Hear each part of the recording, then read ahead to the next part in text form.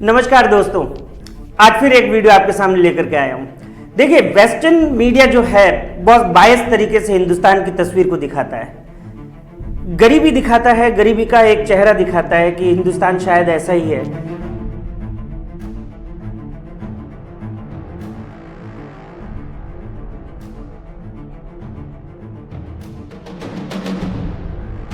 लेकिन हमें भूलना नहीं चाहिए कि हिंदुस्तान का एक और चेहरा है।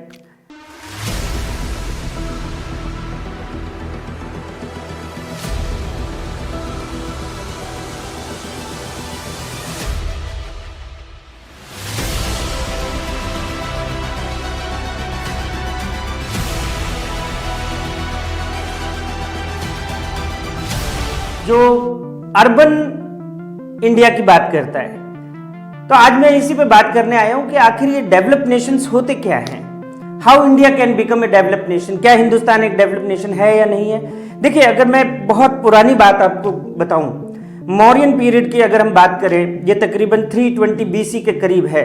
और वहीं मैं बात करता हूं, अगर मुगल पीरियड की बात करता हूं, 1500 से 1800 ईस्वी के बीच की बात है। तो 320 बीसी में जो टोटल पूरी दुनिया की जो जीडीपी होती थी, उत्पादन होता था गुड्स एंड सर्विसेज का, उसका 32% का शेयर इंडिया का होता था। और वहीं मुगल पीरियड में ये शेयर जो है 22.51% के करीब बताया जाता है। और देखिए, ब्रिटिश पीरियड जो रहा, कॉलोनियल पीरियड जो रहा, यानी इंग्लैंड ब्रिटेन ने जो हमारे देश पर राज किया, 200 सालों का राज था, तो वो 24% का शेयर था जीडीपी का। पूरी दुनिया की जीडीपी का 24% शेयर अकेला हिंदुस्तान के पास था। लेकिन जब वो हमें इंडिपेंडेंट कंट्री के तौर पर छोड़ के गए, यानी कि 1951-52 की अगर मैं बात करूं, तो इट वाज ओनली 3.8%। तो दोस्तों, एक बहुत ही मजेदार कमेंट जो डॉक्टर मनमोहन सिंह की तरफ से आया था, जो हमारे प्रधानमंत्री रहे हैं, फाइनेंस मिनिस्टर रहे हैं, कि जो beginning of the 20th century थी, उसकी वो जब बात करते हैं तो वो कहते हैं the brightest jewel in the British crown, India was the brightest jewel in the British crown. जो कि एक पुअरेस्ट कंट्री के लिए बोला गया, एक सबसे गरीब कंट्री के लिए बोला गया, यानी कि ब्रिटेन की इकोनॉमी हिंदुस्तान से चलती थी। यही बात की गई है इसमें। ये बायस नेचर है जिसकी मैं बात कर रहा था। ये वेस्टर्न मीडिया का दिखाया हुआ एक चेहरा है। आज हम इसी पे बात करेंगे। देखिए, अगर मैं इंडिया की जीडीपी की बात करूं, तो 2023 जो अभी चल रहा है हमारा करंट ईयर, इसमें हम $3.5 ट्रिलियन जो है जीडीपी अपनी रखते हैं। अगर जीडीपी का पूरा जो आकार मैं आपको बता रहा हूं, वो $3.5 ट्रिलियन है। 5th लार्जेस्ट जीडीपी है, जहां पर यूएसए फर्स्ट है, चाइना सेकंड है। हालांकि इन सबसे ऊपर जो देश हैं, इनकी जीडीपी से हम अपनी जीडीपी को कंपेयर करें तो बहुत बड़ा गैप आता है। $22 ट्रिलियन यूएसए की है। तो वहां तक पहुंचने में कितना वक्त लगेगा, ये भी एक चर्चा का विषय हो सकता है। अगर पर कैपिटा इनकम की बात करूं, प्रति व्यक्ति आय की बात करूं, $2400 है, यूएस डॉलर, वो हमारे देश की है।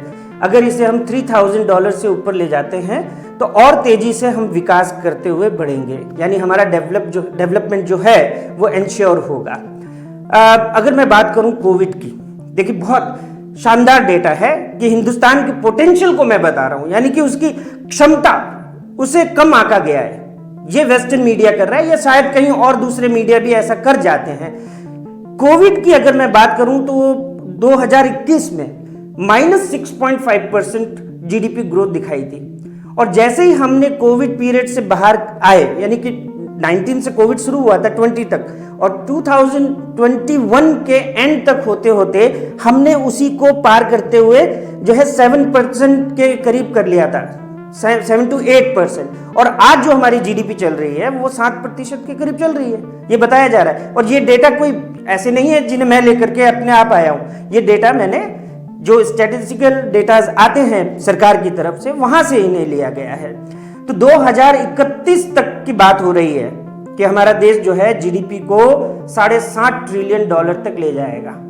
बहुत बेहतर लगता है ये सुनते हुए, लेकिन हमें यही जानना है कि ये सब होगा कैसे। जैसे मैं यहाँ पर एक आपको जिक्र करना चाहूंगा हमारे स्टॉक मार्केट की क्षमता को, उसके पोटेंशियल को अगर मैं बात करूं, तो स्टॉक मार्केट का जो एवरेज ग्रोथ है वो 11% होने वाला है सालाना। तो कितनी शानदार बात है। अगर 11% की इस ग्रोथ के साथ हम अपने पैसे को भी बढ़ता हुआ देखें तो कितनी खुशी होती है।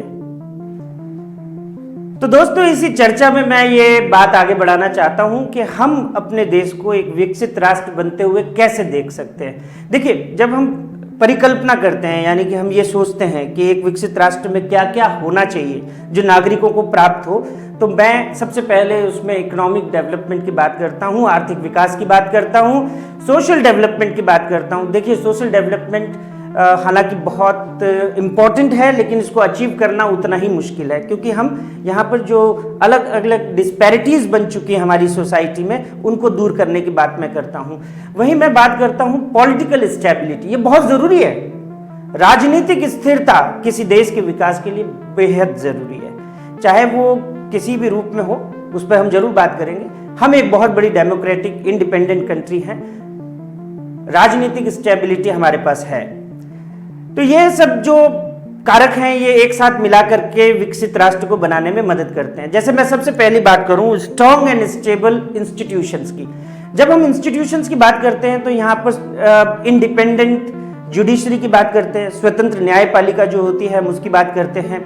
उसी जगह हम बात करते हैं कि जो मतलब कि पारदर्शी हो, है ना, ट्रांसपेरेंट इंस्टीट्यूशंस हों, सरकारी इंस्टीट्यूशंस जो होते हैं, चाहे कोई भी गवर्नमेंट, आप बात कर लीजिए इलेक्शन कमीशन की, आप बात कर लीजिए, ठीक है ना, उसके बाद में आप बात कर लीजिए कि जो सीबीआई है, इस तरह की जो संस्थाएं हैं जो कानून और उसको देखती हैं, और भी कई सरकारी संस्थाएं हैं, शिक्षा की संस्थाएं हैं, इन सब में स्वतंत्रता होनी चाहिए, ऑटोनॉमी होनी चाहिए, ट्रांसपेरेंसी बहुत जरूरी है। और इसी तरह मैं बात करता हूं एक जो बहुत जिसको कहा जाता है it is the main pillar of the democracy, ये है मीडिया की स्वतंत्रता, फ्री प्रेस। ये बहुत जरूरी है किसी विकसित राष्ट्र के लिए, तो यहां हमारे पास ये है। दूसरी अगर मैं बात करूं, और ये बहुत इंपॉर्टेंट है, मेरे को बड़ा दुख होता है कि हमने इस क्षेत्र को पूरी तरह से विकसित करने में ध्यान नहीं दिया, यह है शिक्षा का और स्वास्थ्य का। एजुकेशन और हेल्थ इंफ्रास्ट्रक्चर जो है ये बहुत जरूरी है, इसको डेवलप करना बहुत जरूरी है। Investment in education and health care is very important in economic development. ये क्यों जरूरी हो जाता है? सरकारों को अपने सिटीजन्स की कौशल यानी कि उनके स्किल्स उसको बढ़ाने में काम करना चाहिए, उनकी प्रोडक्टिविटी को सुधारना चाहिए। देखिए, मैं बहुत पहले, अगर आपने मेरे पुराने वीडियो देखे होंगे तो उसमें सीधी सी बात मैंने करी है, जितना उत्पादन जितनी प्रोडक्टिविटी उतनी इनकम। लेकिन प्रोडक्टिविटी कब आएगी? जब आप स्किल को बढ़ाओगे। तो हमारे देश में स्किल बढ़ाना वो तभी हो सकेगा जब अच्छी ट्रेनिंग, अच्छी एजुकेशन, अच्छा हेल्थ केयर अगर हम दें। देखिए, अगर मैं बात करता हूं जीडीपी का 1.3% ही हम स्पेंड कर रहे हैं हेल्थ केयर में, लेकिन अगर हम दूसरे देशों की बात करें, जैसे कि जापान की हम बात करें, 9.2% तक वो ले जाते हैं। यूएस की अगर हम बात करें तो 14.3% तक वो ले जाते हैं, और जर्मनी 9.5%। बहुत सारे डेटा है, मैं कोशिश करता हूं आपको दिखाने की, तो आप स्क्रीन पर देखिएगा, ये डेटा कंपेयर कीजिए आप। तो एजुकेशन और हेल्थ पर खर्च किया जाना बहुत जरूरी है। मैं आपको स्क्रीन पर पर्सन हेल्थ एक्सपेंडिचर बता रहा हूं, इसे आप देखिए कुछ कंट्री को कंपेयर करते हुए, जिसमें इंडिया की पोजीशन को देख करके हमारे मन में सवाल उठने चाहिए, ठीक है ना। इंडिया की जो पोजीशन है इसमें बहुत सवाल क्यों दिखने चाहिए? क्योंकि हम अपने ही आसपास की कंट्री को कंपेयर कर रहे हैं, वो लोग कितना खर्च कर रहे हैं, वो किस लेवल पर हैं, ये आप जरूर देखिए। और यदि एजुकेशन की बात करें तो यहां मात्र 3.5% हम जीडीपी का खर्च करते हैं, जिसमें कि कई ऐसे कमीशंस हैं जिन्होंने रिकमेंडेशंस दिए हैं कि कम से कम 6 से 7% एजुकेशन पर खर्च होना चाहिए कुल जीडीपी का, यानी कि $3.5 ट्रिलियन की जो हमारी जीडीपी है उसका कम से कम 6 से 7% एजुकेशन पर खर्च होना चाहिए। तो ये हाँ, तो मैं यही बात कर रहा हूँ कि दुर्भाग्यपूर्ण रहा, कई अंडर डेवलप कंट्री के साथ भी अगर हम देखें तो एजुकेशन और हेल्थ पर हमारा खर्चा कम है, जीडीपी का शेयर कम है, जिसे बढ़ना चाहिए। अब अगली बात मैं करता हूँ, जो तीसरी बात है इंफ्रास्ट्रक्चरल डेवलपमेंट। इंफ्रास्ट्रक्चरल डेवलपमेंट का मतलब जो संरचनाएं हैं हमारे आसपास की, जैसे कि बैंकिंग सुविधा होना, अच्छी रोडवेज होना, कम्युनिकेशंस होना, ट्रांसपोर्टेशन की अगर हम बात करते हैं वो होना, इंश्योरेंस इंस्टीट्यूशंस का बढ़ना, स्किल, लोगों की स्किल को बढ़ावा देने के लिए जो इंस्टीट्यूशंस काम आते हैं उनको डेवलप करना। तो इंफ्रास्ट्रक्चर डेवलपमेंट जो है ये अगला स्तर होता है विकसित देश की तरफ बनने का। आज भी हमारे देश में इंफ्रास्ट्रक्चर डेवलपमेंट की बहुत डिमांड है, बहुत आगे काम करना है। चौथा अगर मैं बात करूं, बहुत इंपॉर्टेंट है, एनकरेजिंग इनोवेशन एंड एंटरप्रेन्योरशिप, यानी कि एक प्रकार से उद्यमिता, जिसको एंटरप्रेन्योरशिप हम बोलते हैं ना, उसको प्रोत्साहित करना। देखिए, जो भी सरकारें आई हैं वो अपनी तरफ से ये कोशिश करती रही हैं। अगर मैं बात करूं एलपीजी की, लिबरलाइजेशन, प्राइवेटाइजेशन और ग्लोबलाइजेशन, वो एक प्रकार का प्रयास था कि हमारी स्किल को बढ़ाया जाए। हालांकि प्लानिंग पीरियड में, यानी कि 1947 से 1990 तक भी सरकारों ने बहुत काम किया, लेकिन उस पर और भी काम करने की आवश्यकता है। तो एनकरेजिंग इनोवेशंस बहुत जरूरी हैं डेवलपमेंट के लिए। अगला जो मैं मानता हूं, अगर एक डेवलप नेशन बनने की तरफ हम बात करते हैं, वो है प्रमोटिंग इंटरनेशनल ट्रेड। मैंने अभी आपको बोला globalisation is very important, we have to interact with the other countries also. तो जब हम अपने ट्रेड को अगर बढ़ाना चाहते हैं तो एक क्लोज इकोनॉमी में हम नहीं रह सकते। अगर हमें अपने देश को विकसित करना है तो वही वाली बात है कि जितना प्रोडक्शन है तो उसको बेचना भी है, हमें बेचेंगे तब और बनाएंगे। तो जितना ज्यादा प्रोडक्शन करेंगे उतना ज्यादा इनकम हमारी बढ़ेगी। तो इंटरनेशनल ट्रेड्स को बढ़ाना पड़ता है। अब इंटरनेशनल ट्रेड बढ़ाने के लिए हमारे पास क्या हो सकता है, ऐसे व्यापार नेटवर्क हों, बिजनेस नेटवर्क्स हों जो हमें फ्रूटफुल रखे।